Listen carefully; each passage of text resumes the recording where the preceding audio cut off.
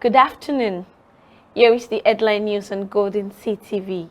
I'm Titilope Mustafa. Tinubu returns after 34 days, dismisses ill health rumors. The president-elect, Asiwaju Bola Ahmed Tinubu, on Monday returned to the country after holidaying in Paris, France, for 34 days. Tinubu was accompanied by his wife, Remi, and son, Sheyi, arrived at the Nnamdi Azikiwe International Airport at 4:40 p.m. to a rousing welcome by All Progressive Congress governors, National Assembly leaders, and scores of party loyalists.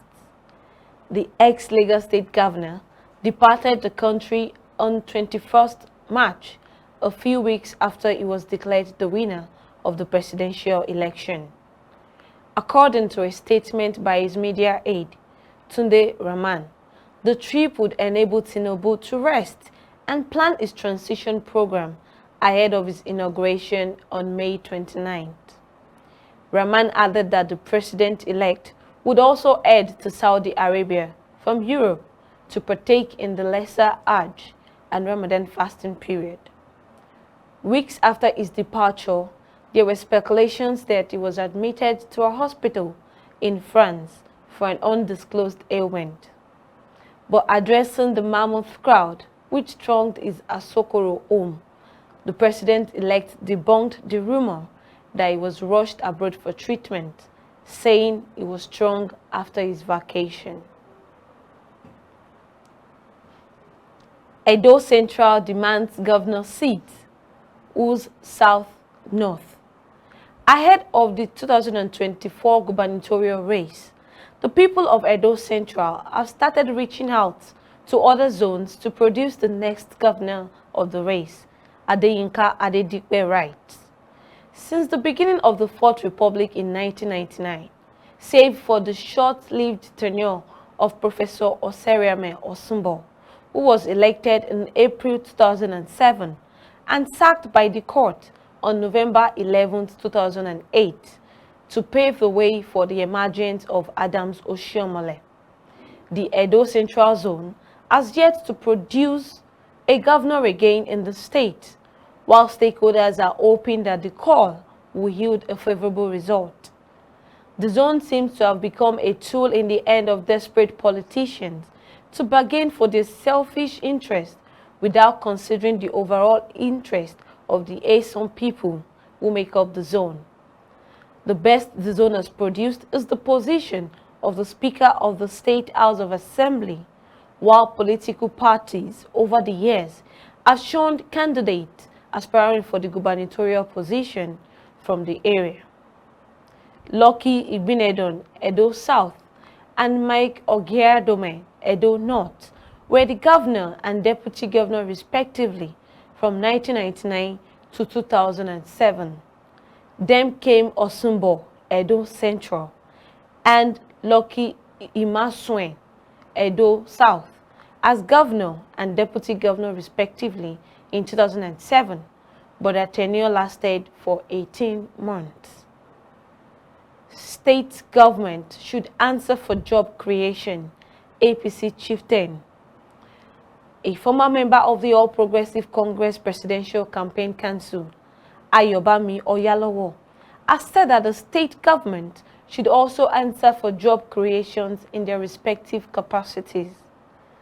Oyalowo, who was answering questions regarding the plans of the president-elect, Asiwaju Bola Ahmed Tinubu, in rescuing the economy of the country, particularly in the area of job creation, said state government should also be questioned.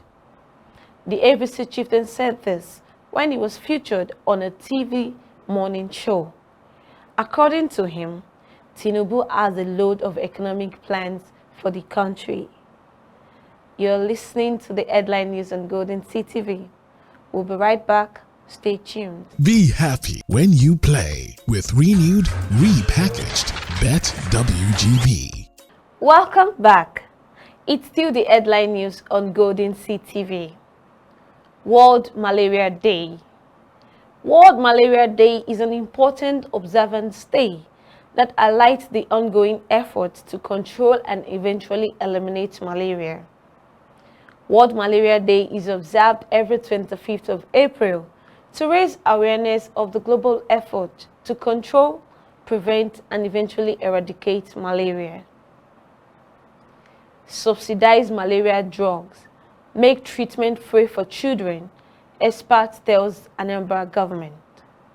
A public health parasitologist at the Nnamdi Azikiwe University, Akwa, Anambra State, Professor Dennis Aribodo, has called on the government at all levels to make malaria treatment free for children in all public health facilities across the country.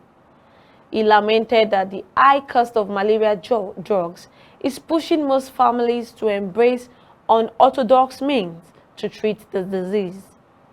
The public health expert stated this in Akwa on Monday as part of the activities to mark the World Malaria Day, which is commemorated globally on April 25th.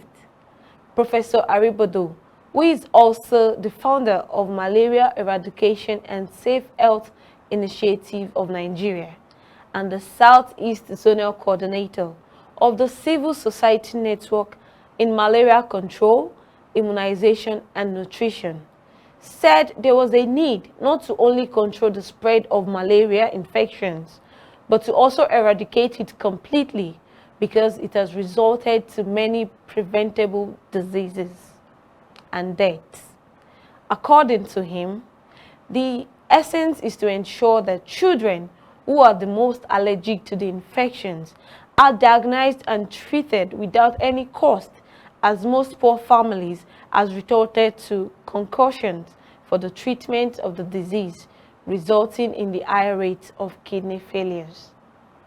We'll go on a short break. Stay tuned. We'll be right back. Be happy when you play with renewed, repackaged Bet WGB. Welcome back. Sports news. Tottenham fire interim coach Stellini after Newcastle's thrashing.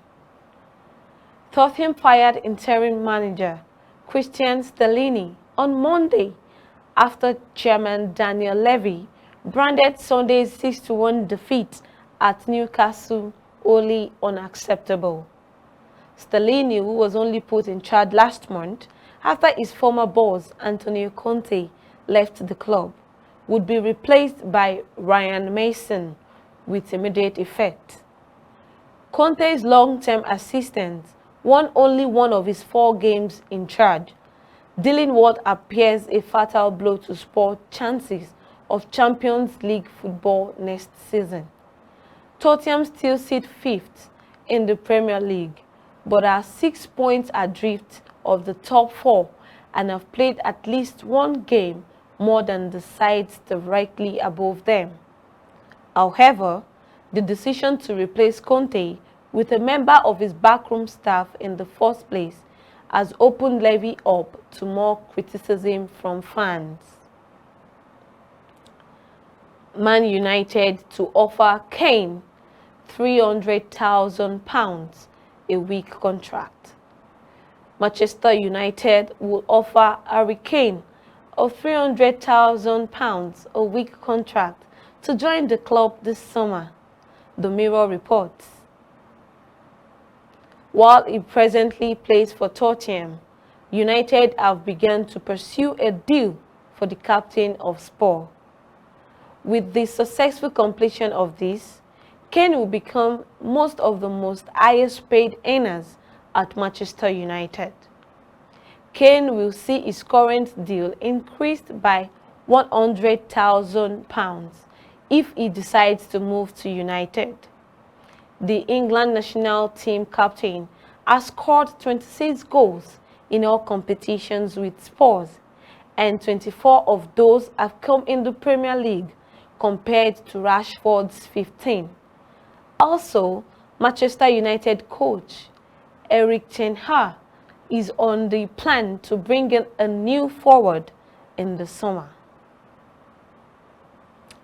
United lead Chelsea in race for Osimhen.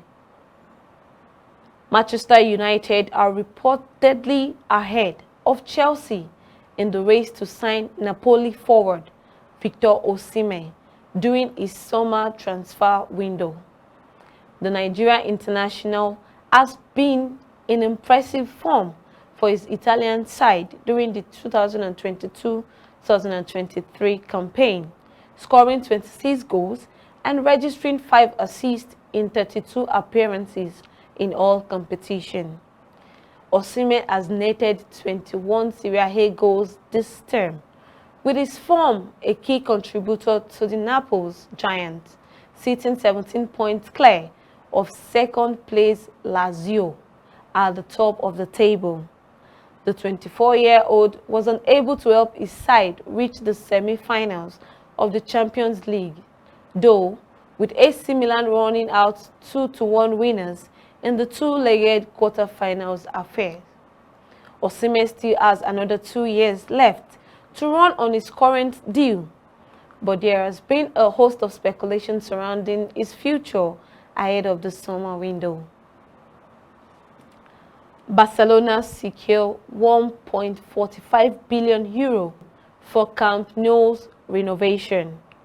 Barcelona FC have finally secured funding to regenerate their Camp Nou stadium and the surrounding areas. The club initially announced renovation plans in 2014, but a host of problems since have meant only a part of the work has taken place. The project now looks set to accelerate quickly upon the completion of the season. However, with Barca confirming on Monday that 20 investors have made €1.45 billion available.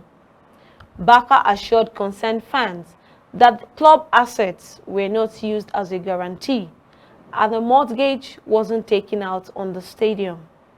Repayments are set to be made in installments paid at 5, 7, 9, 20 and 24 years with a flexible structure.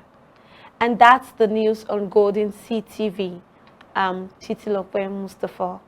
Please kindly like, comment, share and subscribe to our YouTube channel at Golden CTV.